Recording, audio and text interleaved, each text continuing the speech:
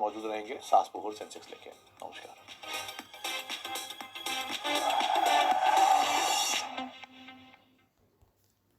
हमारे फ्लोज जो है वो काफ़ी अच्छे हैं। डोमेस्टिक फ्लोज की बात कर रहा हूँ। जोमेटो तो है ही है हमारा टॉपिक मतलब प्लेटफॉर्म कंपनी का टॉपिक है। फिर हमारे पास एक फार्मा रिलेटेड एक प्लेटफॉर्म कंपनी जो रिसेंट आईपीओ आया था उसमें हमारा काफ़ी हद तक वो है। फिर एक D2C कंपनी थी जिसमें अगेन एक आईपीओ आया था जहाँ पे हमें कंफर्ट है। और ऑब्वियसली फिनटेक का प्ले तो हमारा फेवरेट है जो हमने होल्ड किया था पहले बिकॉज रेगुलेटरी एक्शन काफ़ी था। लेकिन अभी मतलब पिछले हफ्ते 2-3 हफ्तों से हम ऐड करने लगे हैं वहाँ पे क्योंकि अब एक कंफर्ट आ रहा है वहाँ पे। यहाँ शहरों से जुड़े हर सवाल का मिलेगा जवाब। 135 में 990 क्या करें, अभी तो फायदा नहीं। कैचअप का गेम यहाँ पे पॉसिबली हो सकता है, तो आईपीएल ट्रेड में बने रहे। एफएनओ में क्या पोजीशन ले, होल्ड करें या बेच दें? स्ट्रक्चर पॉजिटिव, मेरे ख्याल से स्टॉक होल्ड करना चाहिए। स्टॉक से जुड़े आपके हर कंफ्यूजन का वन स्टॉप सोल्यूशन। ट्रेडर है तो स्टॉप लॉस लगाइए, इन्वेस्टर है तो कोई दिक्कत नहीं है। स्टॉप लॉस जरूर लगाएं जो भी लोग ट्रेड करना चाहें। देखिए ट्रेडर्स हॉटलाइन सिर्फ CNBC आवाज पर। हर सुबह कीजिए शानदार शुरुआत। जिस तरह से अमेरिका में बिकवाली चल रही है ना, मुझे लगता है कि ये असर पूरे फिर देश में दिखेगा। बाजार खुलने से पहले जानिए 20 चुनिंदा स्टॉक्स। आप लोग हमेशा की तरह स्क्रीन को वॉच आउट करिएगा, अपने एक्सपर्ट से सलाह मशवरा जरूर करिएगा। CNS का ये मानना है कि IT के लिए परिस्थितियां बिल्कुल नहीं बदली हैं, इसलिए इसमें दबाव रह सकता है जो हर रोज आपको बनाएंगे मालामाल। इनका जो NIM है वो 60 से 70 बेसिस पॉइंट इंप्रूव होगा 25-26 फाइनेंशियल ईयर में। देखिए सीधा सौदा सिर्फ CNBC आवाज पर। फ्यूचर एक्सप्रेस में आप सभी का स्वागत है। एफएनओ मार्केट का हर एक्शन। लॉन्ग साइड पर आप निफ्टी बैंक दोनों पर ही अपनी पोजीशंस को रख सकते हैं। कॉल ऑप्शन ले या पुट ऑप्शन। पुट राइटर का बेस है 570 के जोन पर, वहीं स्टॉप लॉस रखिए 570। जानिए किन स्टॉक्स में होगी आपकी जबरदस्त कमाई। आपके रिस्क आपके हिसाब से रखिएगा। स्टॉप लॉस शरद सर की तरफ से 0 रहेगा क्योंकि आज की एक्सपायरी है, तो आज ही की पोजीशन है। देखिए futures express. Strategy I think more और लेस सेम ही है। और जैसे आपने ग्लोबल मार्केट्स की बात की, एसेंशियली ये हो रहा है कि जो इंडिया की जो ट्रैक है वो ग्लोबल इकोनॉमी से थोड़ी अलग चल रही है और बेटर चल रही है। डोमेस्टिक जैसे थीम कहा वो हमारे लिए ज्यादा इम्पोर्टेंट है। 2-3 मैं कहूँगा अगर पिछले कुछ महीनों की चेंजेस देखें, फॉर एग्जांपल क्या प्रेफरेंस चेंज हुई है, तो ब्रॉड थीम तो वही है कि डोमेस्टिक सेक्टर्स पॉजिटिव है। तो उसमें all the physical asset creation वाली जो थीम्स है, कैपिटल गुड्स, कंस्ट्रक्शन, इंफ्रास्ट्रक्चर, वो तो पॉजिटिव है ही। फाइनेंशियल्स में बैंक्स अभी रिलेटिवली चीप लग रहे हैं, लेकिन उसमें हम ट्रिगर की वेट कर रहे हैं कि किस तरह से हम इंटरेस्ट रेट्स का जो एक्शन है वो देख के फिर हम वो बैंकिंग जो खास करके प्राइवेट और पब्लिक सेक्टर बैंक्स है उसमें ज्यादा फोकस करेंगे। एज ऑफ नाउ हम थोड़े अंडरवेट हैं उसमें। हम with in the lending community हम NBFCs और कैपिटल मार्केट्स लिंक जो प्ले है उसमें ज्यादा प्रेफर कर रहे हैं, क्योंकि हमें लग रहा है कि जैसे रेट कट आएगी तो ये सब सेगमेंट्स में पहले बेनिफिट होगा।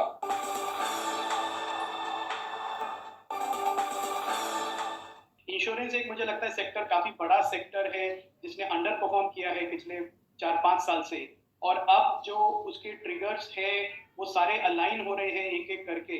एक तो बिजनेस ग्रोथ है जो नॉर्मल है, दूसरा जिन कंपनीज ने ऑन ग्राउंड एजेंट्स की टीम बनाई बढ़ाई, वो अब LIC को अच्छा कंपटीशन दे रहे हैं हेल्थ में, नॉन हेल्थ में, लाइफ में, अक्रॉस द बोर्ड। और तीसरा मुझे लग रहा है कि जो IRDAI का जो एज ए रेगुलेटर जो आउटलुक है वो सपोर्टिव है इस समय, क्योंकि वो भी जानते हैं कि अब उनका भी ये रिस्पॉन्सिबिलिटी है कि इंश्योरेंस सेक्टर ग्रो करे। वो है एग्रोकेमिकल स्पेस। अगेन इंडिया की अग्रेरियन इकोनॉमी प्लस एक्सपोर्ट दोनों तरीके से।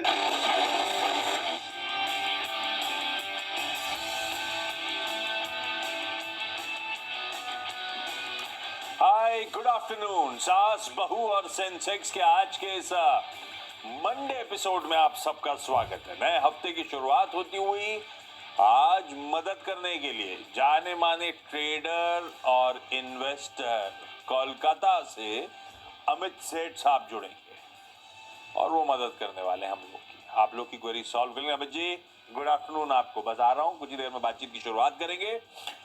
पहले हम तक रीच आउट करने के तरीके, भाई ट्विटर का, इंस्टाग्राम का, थ्रेड का आईडी हो या फिर वो व्हाट्सएप नंबर हो, सब आपको आपकी स्क्रीन पे नजर आएंगे। आप लोग रीच आउट करिए, सवाल भेजिए, हमारी टीम फॉलो अप करेंगी, नॉट नेसेसरली इमीडिएटली पर एज एंड व्हेन रिक्वायर्ड वो आपसे टच करती रहेगी। आपके डेटा डेटाबेस में जाता जाएगा एंड वो उससे निकाल के फिर आपको फॉलो अप करते रहेंगे और आगे वाले दिनों में हम लोग की शायद इस प्लेटफॉर्म पे फिर मुलाकात हो।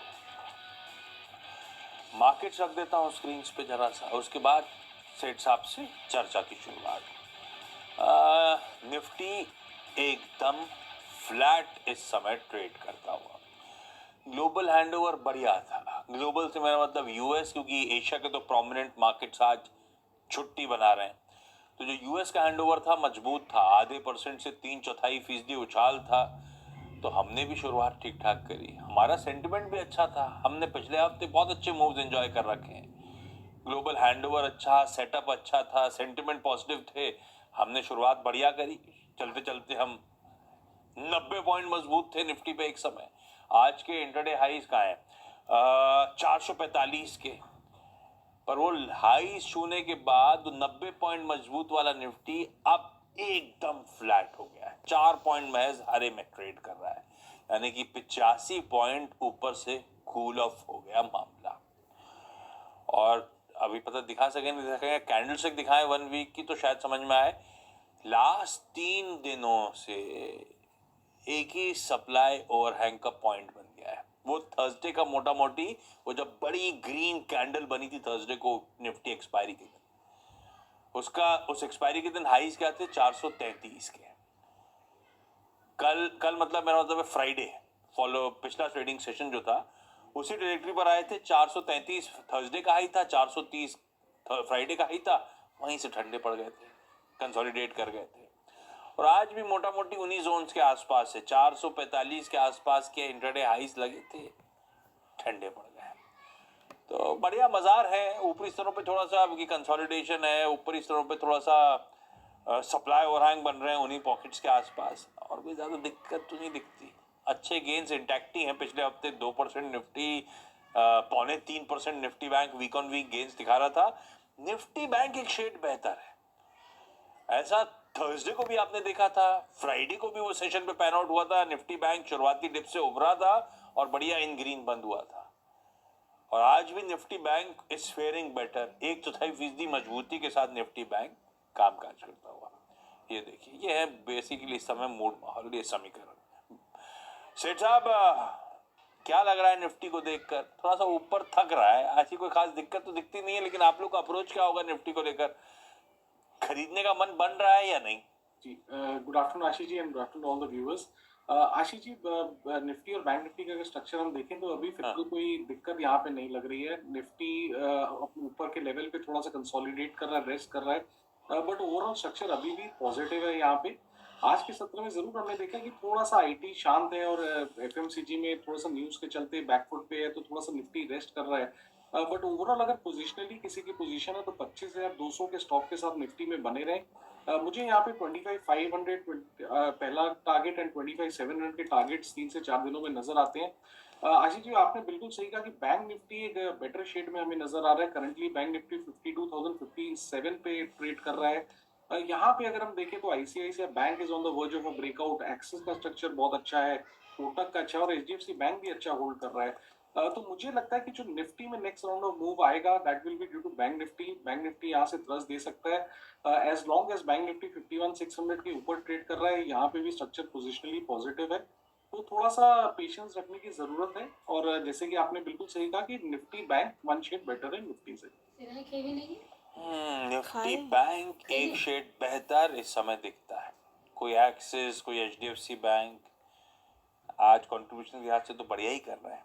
खैर चलिए, सवाल जवाब का बेसिक प्रमाइस है ये शो का, बेसिक आइडिया था यही, तो उसी पे सीधे चलते हैं। मार्केट की चर्चा हो गई, सूरत जाना है, गाजियाबाद जाना है और बेंगलुरु जाना है, सब आपको आपकी स्क्रीन पे सुबह सुबह रेडी नजर आएंगे। सुबह का दोपहर हो गई, रेडी नजर आएंगे। सूरत से सबसे पहले गीता मैम स्क्रीन पे। Gita ji, good afternoon. Sir Gita ma'am, कितने समय से स्टॉक मार्केट से जुड़े हो? कितना टाइम हो गया आपको? मुझे 2 साल हो गए। Post Covid.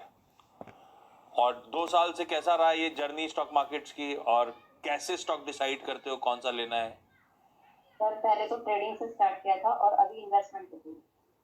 वो ट्रेडिंग वाला मामला फंस गया था इसीलिए इन्वेस्टमेंट है, या जेन्युइनली इन्वेस्टमेंट शुरू कर रहा था?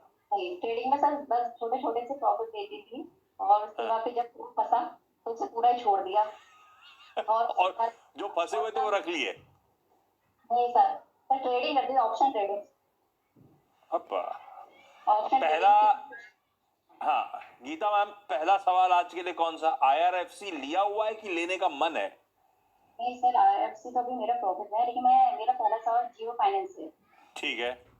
जियो फाइनेंस के 3500 जो मेरे पास है, क्वांटिटी कितनी है? 251। क्या पूछूं इसमें? तो सर इसे लॉन्ग टर्म के लिए रखना चाहती हूँ, कम से कम 5 इयर्स का मेरा विजन है। तो क्या रहेगा? मैं क्या रहेगा क्या? अमित जी से पूछूं सही कॉल है कि नहीं, लंबी अवधि के लिए रखूं नहीं रखूं, ऐसा पूछूं क्या? हाँ, नहीं सर, ये लंबी अवधि के लिए मतलब मेरा टारगेट क्या है इसमें, मतलब 5 इयर्स के लिए अगर मैं इसे रखूं तो मेरा टारगेट क्या रहेगा? ये कहना तो मुश्किल है, लिस्टेड हिस्ट्री भी छोटी है, सेठ साहब लॉन्ग टर्म चार्ट भी स्टडी करते हैं तो उसके लिए भी मुश्किल हो जाता है मामला। अभी 4 डिजिट पे नहीं जाए सेठ साहब, इसका आंसर है क्या? 4 डिजिट पे पहुंचेगा क्या 5 साल रख लूंगा तो मैं? आशीष जी, थोड़ा सा वो कहना मुश्किल हो जाएगा, हाँ, डिपेंड्स अपॉन फंडामेंटल्स, कैसे आगे रिजल्ट्स आते हैं, कैसा मार्केट शेयर रहता है। बट हैविंग सेड दैट, अगर एकदम 6 महीने से 1 साल तक की बात करें तो स्ट्रक्चर पॉजिटिव है यहाँ पे।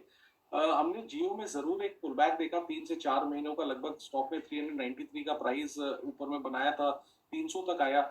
लेकिन यहाँ पे अब first higher low in place है, लगभग 325-330 के आसपास। 10 और 20 डे मूविंग एवरेज का क्रॉसओवर भी है, मूविंग एवरेजेस अच्छे से अलाइंड है।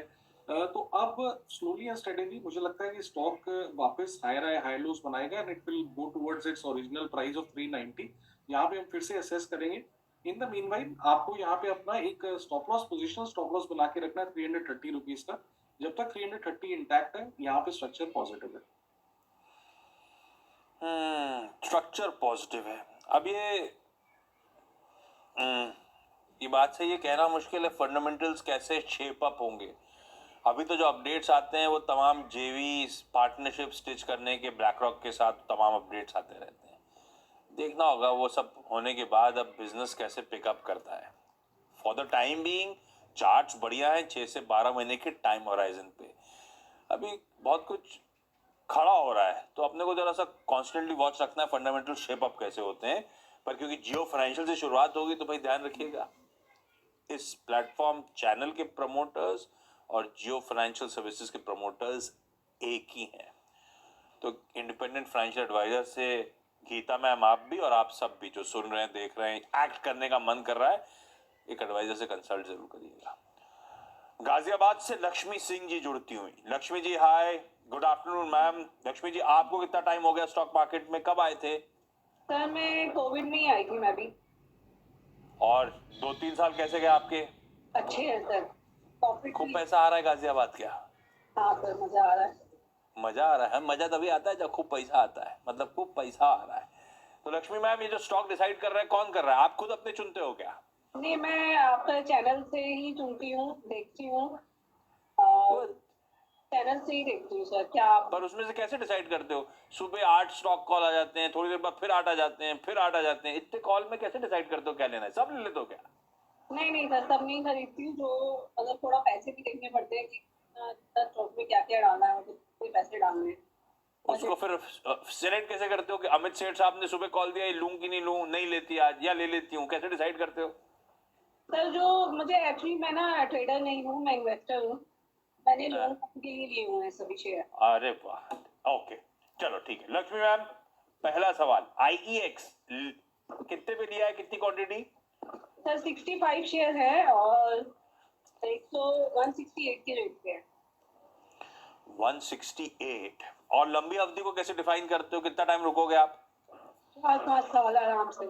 कोई समय की कोई पाबंदी नहीं। अमित जी, चल भी रहा है बढ़िया सा, कैसा लग रहा है स्ट्रक्चर इस समय? जी यहाँ पे होल्ड करने की सलाह है। स्ट्रक्चर काफी पॉजिटिव है। स्टॉक बड़े कंफर्टेबली अपने डेली चार्ट्स में भी 10 डे मूविंग एवरेज के ऊपर ट्रेड कर रहा है, तो दिक्कत की तो यहाँ कोई बात नहीं है। इसे होल्ड करें, थोड़ा सा अपना स्टॉप लॉस ट्रेल करते जाएं, 209 तक का अपने प्रॉफिट का स्टॉप लॉस ट्रेल कर लें और पोजीशन में बने रहें। बने रहिए भाई। बेंगलुरु से वंदना बंसल मैम। वंदना मैम हाय, गुड आफ्टरनून वंदना मैम। क्या करते हो बेंगलुरु में आप? वंदना मैम अनम्यूट करना पड़ेगा अपने को। नमस्ते सर, मैं एक हाउस वाइफ हूँ। ओके, और कितने टाइम से स्टॉक मार्केट से आप जुड़े हो? मुझे काफी टाइम हो गया, 2011 से। अरे बाप रे, ऑलमोस्ट 14 साल हो गए। 13-14 साल। कैसा रहा ये सफर? कैसे स्टॉक डिसाइड कर रहे हो? पोर्टफोलियो ने कैसा करके दिया 13-14 साल में? अभी तो अच्छा प्रॉफिट हो रहा है। हाँ। और स्टॉक कैसे डिसाइड होते हैं? खुद आप स्टडी करते हो या? मैं और मेरे हस्बैंड मिलकर। ओके। वंदना मैम, पहला सवाल। मेरा पहला सवाल जीआईसी रीपर है, ये आईपीओ प्राइस के हैं, आईपीओ टाइम के, और मैं तभी से इनको होल्ड कर रही हूँ। जीआईसी का आईपीओ प्राइस क्या था? 444 था। 444। कितना टाइम हो गया? काफी टाइम हो गया। अच्छा, ये स्प्लिट हुआ है बीच में? हाँ, बोनस शेयर आया था इसका। 800 आईपीओ प्राइस था। 800 आईपीओ प्राइस था, बोनस ये हुआ, तब भी लॉस ही लॉस है। भाई अमित जी, इतना टाइम रुक लिए, कुछ खास कमा के नहीं दिया स्टॉक ने। अच्छा वंदना मैम, लंबी अवधि के लिए रखा है क्या, या हाँ। लॉस में इसलिए रखे हुए हो? नहीं, लॉन्ग टर्म के लिए ही लिया था। 2018 में 1 for 1 का बोनस आया था। हाँ। क्या करना चाहिए अमित सर?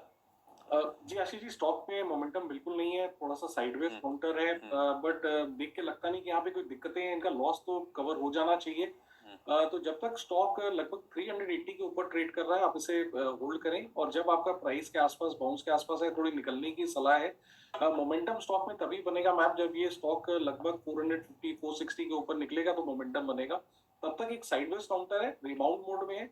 आशा करता हूँ आपका प्राइस आएगा, वहां पे निकलने की कोशिश करें। आपका भाव आए तो निकल जाए, ज्यादा दमखम नजर नहीं आता इस स्टॉक में। गीता मैम, अगला सवाल। गीता जी। हाँ जी सर, ये सर मेरे पास NHP के लिए 4000 शेयर है, और सर ये 103 के मैंने बाय किए। और ये भी लंबी अवधि वाला मामला है ना? ये सर, इसमें भी मैंने शॉर्ट टर्म में थोड़ा प्रॉफिट बुक किया है, फिर उसके बाद दोबारा परचेज किया है। नहीं, तो ये ट्रेडिंग वाला स्टॉक था जो आप होल्ड करके बैठे हो क्योंकि घाटे में चला गया था, ऐसा? नहीं सर, ये अब मैंने लॉन्ग टर्म के लिए रखा है। एक बार ट्रेडिंग हुई, कमाई हुई, फिर घुसे थे तो ट्रेडिंग के मन से घुसे थे, कमाई नहीं हुई तो लॉन्ग टर्म के लिए रख लिया, ऐसा है क्या? नहीं सोचा ही था लॉन्ग टर्म के लिए घुस जाती हूँ। मुझे नहीं सर, ये मैंने लिया था क्योंकि उस समय 16 पे ज्यादा काम हो रहा था इस हिसाब से। अच्छा, कुछ मैक्रो डेवलपमेंट से इसीलिए रख लिया लंबी अवधि के लिए NHPC का काउंटर। भाई लंबी अवधि के लिए आज से सेठ साहब कैसा लगता है? फिलहाल ये तो 6-7 रुपए पर शेयर का थोड़ा सा नुकसान हो रहा है मुझे। जी लंबी अवधि के हिसाब से स्टॉक अच्छा लग रहा है आशीष जी। स्टॉक में एक शार्प रनअप देखा, जैसे कि हमने कई थीम बेस्ड स्टॉक्स में देखा था। उसके बाद ये स्टॉक थोड़ा सा कंसोलिडेशन में चला गया, अपने 200 डे मूविंग एवरेज के ऊपर ट्रेड कर रहा है, जो कि लगभग 87-88 के आसपास आता है। वो एक स्टॉप लगा के रखें। अगर 99 के ऊपर निकलेगा तो फिर यहाँ पे एक तेजी बनना शुरू होगी स्टॉक में। तो अगर ओवरऑल स्ट्रक्चर देखें तो थोड़ा सा पेशेंस रखना पड़ेगा, बट आप इसको होल्ड कर सकते हैं। यहाँ पे एक डिस्क्लेमर दूंगा कि ये स्टॉक मेरे पोर्टफोलियो में है। लीजिए, कोई टेंशन। ये लॉन्ग टर्म वाला पोर्टफोलियो आपका क्या अमित जी? जी आशीष जी, कई साल। लीजिए भाई, फिर तो क्या टेंशन है, अभी क्या पूछना है इसमें, रख लीजिए भाई आप भी। लक्ष्मी मैम, अगला सवाल। सर मैंने EKI की शेयर लिए हुए हैं, EKI average counter cylinder 515। EKI वही हुआ ना, EKI एनर्जी सर्विसेज? हाँ। अच्छा, एक बाप रे, 200 रुपए का लॉस हो रहा है, क्यों लिए थे ये सर इसकी न्यूज आई थी, और ये भी शेयर मुझे दिए हुए काफी टाइम हो गया। पता नहीं, लेकिन बहुत नुकसान हो रहा है। अमित जी, कहाँ बाजार रिकॉर्ड हाइस के करीब खड़ा हुआ है, सब कुछ चल रहा है अपना, तो EKI 200 रुपए नुकसान में बैठा हुआ है। जी स्ट्रक्चर तो आशीष जी बहुत खराब है। यहाँ पे ऑलरेडी मैम को 200 रुपए का लॉस है, 310 के अगर लेवल टूटते हैं तो दिक्कतें और बढ़ेंगी। तो इतने बड़े लॉस के बाद सलाह तो यही है कि कोई भी बाउंस आए तो निकलने की कोशिश करें। ओवरऑल चार्ट इसका अच्छा नहीं है। ओके, वंदना मैम, अगला सवाल।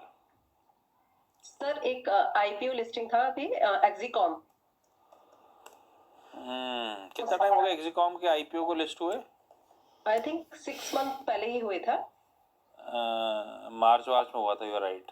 तो फरवरी या मार्च में। इसकी 300 शेयर है 256 पर।